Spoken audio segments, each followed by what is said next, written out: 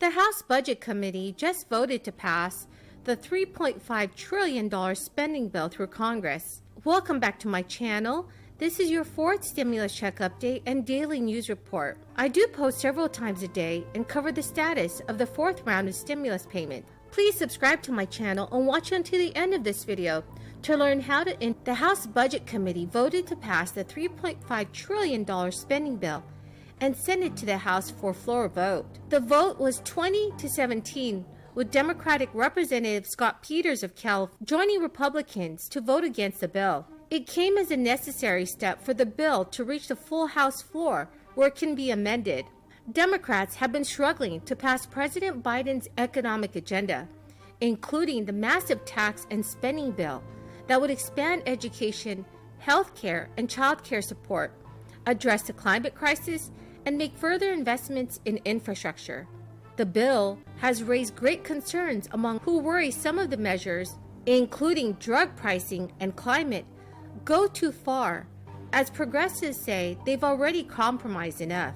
Right now, Republicans are united in their opposition to it. During its meeting, the House Budget Committee could not change what other committees have already voted to approve. House Speaker Nancy Pelosi reiterated in a statement that she wants to bring the massive economic package as well as a bipartisan, roughly $1 trillion infrastructure bill, which includes funding for roads and bridges, money for transit and rail, a broadband upgrade, and an upgrade for airports, ports, and waterways, to the House floor next. The bipartisan infrastructure bill is scheduled for a vote this coming Monday, and the broader economic package is still not finalized. But many progressives have said they won't vote for the bipartisan infrastructure bill without the broader economic package. Echoing Nancy Pelosi, House Majority Leader Steny Hoyer also said in a statement that the economic package will be brought to the House floor next week, even though members are deeply divided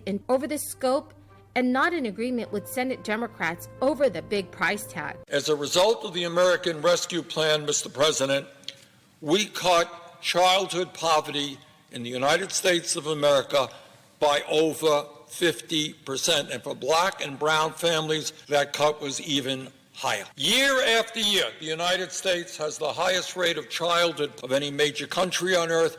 We took a major step forward in cutting childhood poverty. And now it is clear to me, and I think to people all across this country, that we must extend the $300 a month per child direct payment that working class and middle class families now receive. And let me be very clear, if we do not pass the reconciliation bill and not continue those payments, we would once again plunge the children of this country, millions of them, back into poverty, and that is morally unacceptable.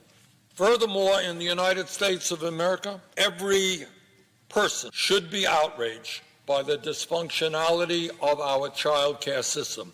I don't think there's anybody who disagrees with that. We have millions of people who cannot find child care. We have families in Vermont and Maine paying 20, 30, 40% of their limited incomes for child care, which is pretty crazy. We have child care workers who are employed at starvation wages. The system is not working. It is broken. It is dysfunctional.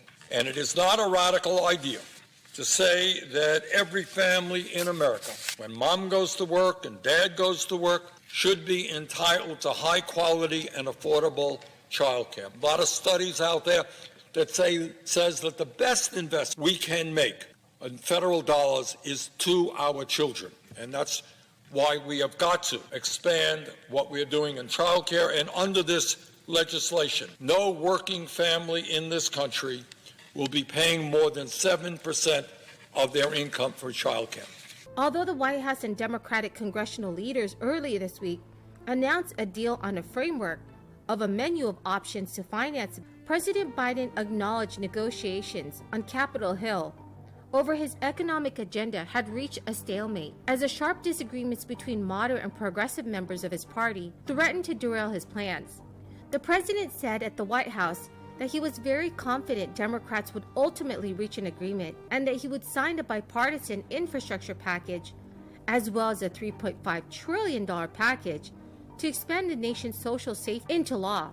Democrats right now are scrambling to strike a deal while facing a series of deadlines this coming fall. Congress must also pass legislation by September 30th to fund our federal government and by mid-October to raise a debt ceiling in order to pay the country's. Senate Democrats want to pass a bill next week addressing both of those issues on a bipartisan basis, but Senate Minority Leader Mitch McConnell has told them that if he wants to pass the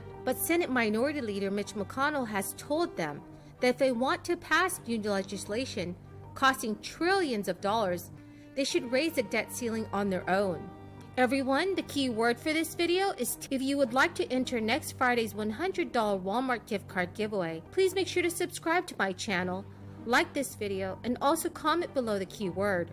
Last week, a batch of Golden State stimulus payments arrived in bank accounts across the state of California. The first round, amounting to $600,000, went out on August 27th, and the September 17th batch was much larger, with at least 2 million Californians receiving the benefit. The checks are part of the $100 billion California Comeback Plan, aimed at providing immediate relief to families and businesses that have been financially impacted by the crisis.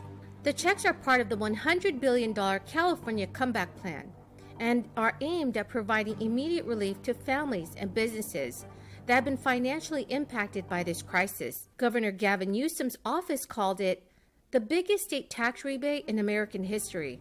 In fact, 2 out of every 3 Californians will qualify for the money. Many families are receiving $600, while those with dependents can expect up to $1,100. The second Golden State stimulus payments are different from the first Golden State stimulus that went out earlier this year. The first Golden State stimulus payment was a one-time check of either $600 or $1,200 that went out to those who typically earned less than $30,000 and earned the state's earned income tax. Thank you so much, everyone.